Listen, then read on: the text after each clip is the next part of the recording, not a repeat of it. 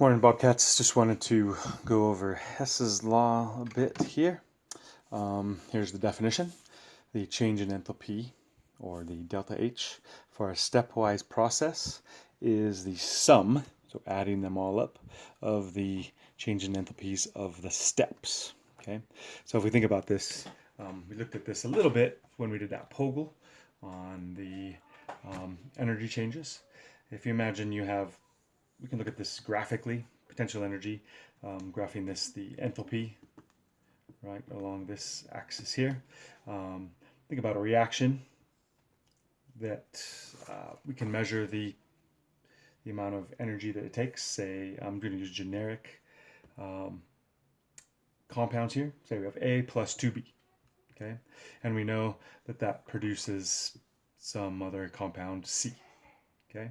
Must be synthesis.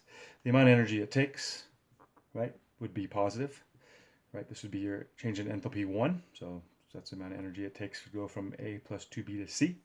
And let's say that C then can decompose into 2D, okay? So this would be your change in enthalpy 2, okay? That would be some other, this would be a negative number, right? A negative value because it's losing that energy. This would be a positive value because you have to put that energy in to go from A plus 2B to C.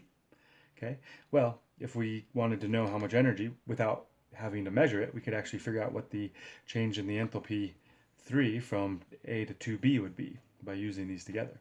What we would do is add the change in enthalpy 1 plus the change in enthalpy 2, right? And that would give us the change in enthalpy 3.